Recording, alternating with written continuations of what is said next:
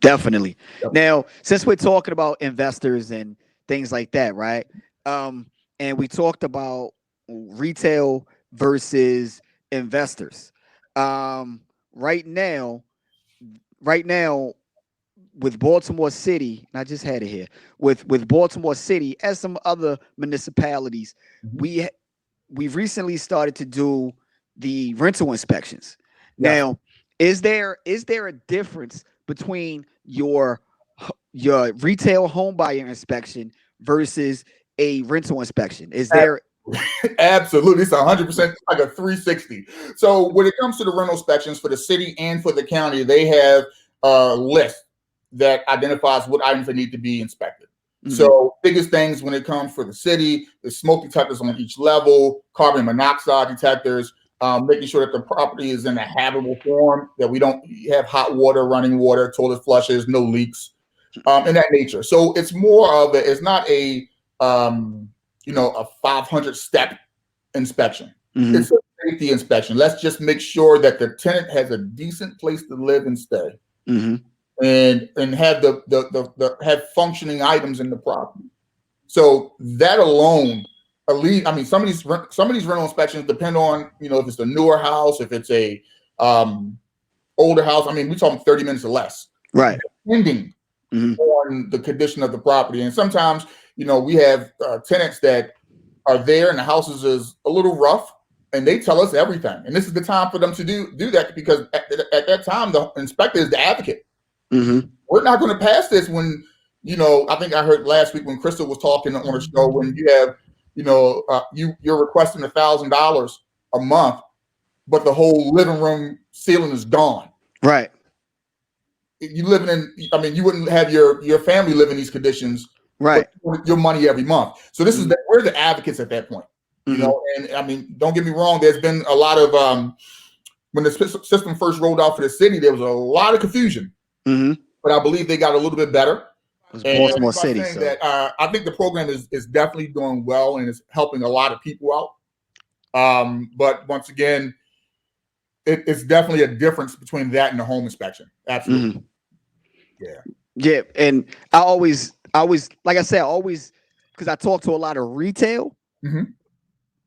clients, and then I have a lot of investor clients, Right. and trying to get them to understand these differences. The two are not the same. Right. And I think when you say the word inspection, oh, everybody just put their head down. Right, Papers are flying in the air. Everybody thinking it's the bad guy. right, Sometimes we're not the bad guy. We're not. We just, we're there for a reason. And if you understand rental law or you understand home inspector, if you're a investor, I'm pretty sure you understand tenant. This is a tenant state. mm-hmm, So yeah, by yeah, saying that, I mean, the information is on the Baltimore City website, housing website, what we're looking for exactly. So literally, you could take 3 minutes on your smartphone and say, do I have this? Yes. Do I have this? Yes. Do I have this? Yes. And you know if you pass or fail as soon as the inspector gets there. right. Now, So, what's so? With that being said, what is your recommendation? I am an investor, mhm. and now I have to get my property inspected. Okay. What would the recommendation be for what do I need to do as um As a as an landlord, investor? Yeah, as a landlord getting my house ready for inspection. do you want me to walk you through it? So when it comes to the Just rental inspection list for Baltimore City, first thing they want to know: do you have railings on the interior and exterior of the property? If you have three or more steps, people usually get that confused. If you have three risers, that's when you need a railing. If you have two risers and a platform, a walkway, you do not need a railing. okay. Understanding the difference between when you need the railings and when you don't. But once again, this is all on the inspection paperwork that Baltimore City Can, will provide us. real quick, can you send that to me? Can you send that to me right now? I can put it up on the screen. Yep. Let me get you one without my signature on Email it to me. it. Yes, sir. Yes, sir. I, I'll put it up on the screen for the people. No problem. No problem. Let me get you one document. Fun tips when it comes to this inspection checklist, because Baltimore City, even though they have this checklist, they actually have a home inspector guidance. that people bypass and never pay attention to. There we So, go. all right, getting So some gems too. Go ahead. yeah. So right now, as you can see, the first item of is item A, which is the railings, which we spoke about. Mm-hmm. And once again, this checklist is available on the Baltimore City website, so you can have it and find it at any time. Second thing, does the property has gas, an active gas meter? Is it in service? Do we have electricity? All common things that a regular house would have. Do we have any electrical wires that are visible in a living space? And a living space is actually a place where a tenant may reside. So once again, if you have outlet covers off or a switch cover plate off, we need to put them on. Light fixtures, are they functioning? And once again, are they properly protected? Common sense stuff. Smoke detectors, are they properly installed and operational? Now, this is where the fun part comes in. If you in Baltimore City, depending on the age of the property, they have different requirements for the smoke detectors and the carbon monoxide detectors. By saying that, when you go to the Baltimore City website and you click on the link for this particular checklist, if you look right below it, it's going to say home inspector guidance. You click that, it breaks down every single item on this checklist, depending on based off the age of the property, the exact locations, the whole 9 yards. Mm-hmm. So, I mean, that right there alone is a key. Is key to this. Do you have carbon monoxide detectors installed in the right location? Do you have both hot and cold water running? They have a minimum temperature of 110 degrees. Right. Once again, a lot of common sense stuff, right? Very common sense. So sometimes we don't want to look too deep into this. Yes, once again, like we stated before, the inspector is coming. We're not here to kill you. We actually have a list of things that we need to do, and it's common sense stuff that you can find. And real quick, the reason why you keep saying we're not here to kill the deal, because you have some inspectors, they may be perceived as deal killers because Correct. they get every single thing. Like, no, we can't pass it, but they're putting every single thing they see on the inspection report. Right, and I understand that it's a CYA piece on as the home inspector, and we can talk about that at any time about that. But let's finish this up real quick, and we can talk about the CYA piece. Does any plumbing fixtures leak? Once again, if you got any leaks, that means you're damaging your property, so you want to get on top of that. Does the toilets flush? You'd be surprised, a lot of houses' toilets don't flush. People pay rent. They deserve a flushing toilet. Yeah, you're right. Does the property appear to be free of interior leaks from water supply lines or waste lines? We don't want any type of feces or defecation coming inside the property, which is extremely important.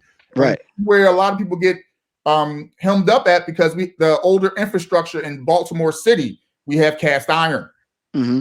And when you have a house that was built in 1930, 1920, 1950, we're looking at 70-plus-year-old plumbing systems.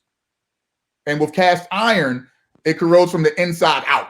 Right. So it fails and it starts to build up on the inside, then it exposes itself on the exterior side.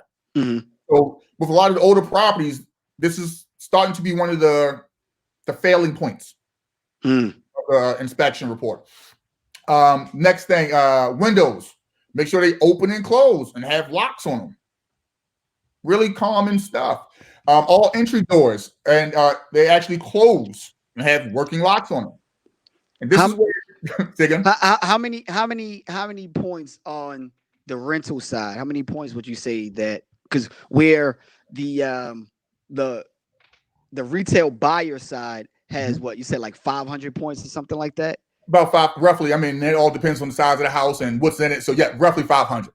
But for a rental inspection, how many points would you say the rental inspection will have? For Baltimore City, about 20, if that, and for Baltimore County, maybe 12. Okay, and I can understand why. Yeah, I can understand why. I understand, but it's simple stuff though. Literally, this is the stuff that you would want if your family lived in the property. Right. And it's really simple. So once again, when it comes to these inspections, it's nothing to be scared about. Which scares off a lot of people when they hear that word inspection. Oh my goodness. Now is it true? Which one is more?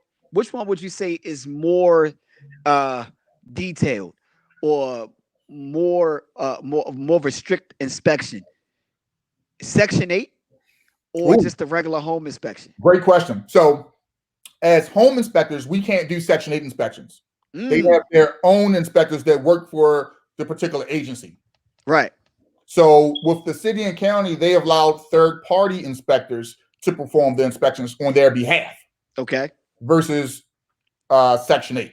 Mm-hmm. Um, from my dealings with investors and landlords and being a landlord once upon a time myself, I found that the Section 8 law or inspectors differs depending on the inspector that comes out. Right. So I think the cities in Baltimore City and Section 8 are very neck to neck. Mm-hmm. It just depends on the inspector and how they're feeling that day. And I hate to say, I want to emphasize feeling Look, I that understand. day. I Uh, understand. because some days we have a bad day, and at that point everything get written up, and it's not nothing that the landlord or the buyer or the seller did. It's just somebody ruined it for somebody.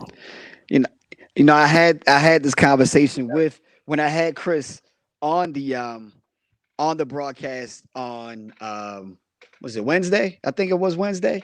And and that's one thing we talked about building those relationships. Not to say that they'll let stuff slide by, but when you build certain relationships, you're able to have certain conversations or Right, you know get things done a different a right, different way. right. You And the know, biggest thing I like to say is there's black, there's white, and there's gray area yeah, at yeah, the end of the day. And we know when you build those bonds and relationships and network appropriately, we can see things and we can get things done in a professional way right, that still falls under the law, but still make sure the process continues to move forward. right. Because Now, when I was in property management, one of the properties that I had, I was managing, it was like almost 400 units.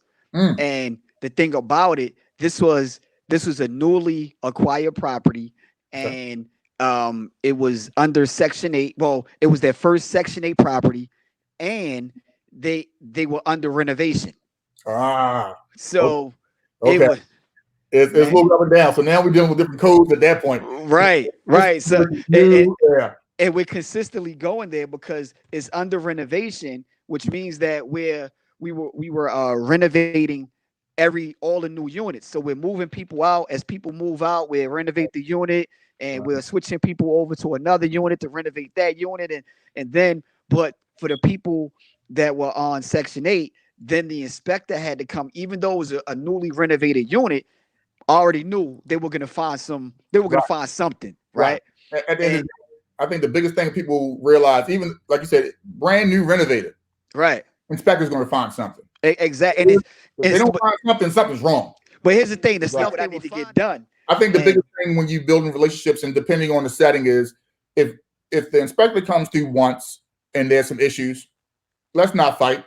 right, Go ahead and get it done. So when it happens again on the second time, we know that hey, it's going to get done, and let's get this moving forward easily. right, That's the biggest thing. Let's make it easy. And not saying that every inspector is we know everything and we lay the land of the law. Not at all. We're not saying that at all. It's just there's a way to conduct business. mm-hmm. And as long as we make this easy, we allow you to. Because it's some points where some things can be corrected on site. Right, And if you want to be a butthole, mm-hmm. you can prolong this process. But if not, hey, I could come right back. Not a problem. Get it fixed. I'll be back in an hour to get this Right, done. So it's all about, like you said, it's all about the networking, making sure building those bonds, and because we're all here for one common chord, we're all here for the same thing, mm-hmm. real estate, and making sure people have a good place to live. Right. So, So, and that's the biggest thing. mhm.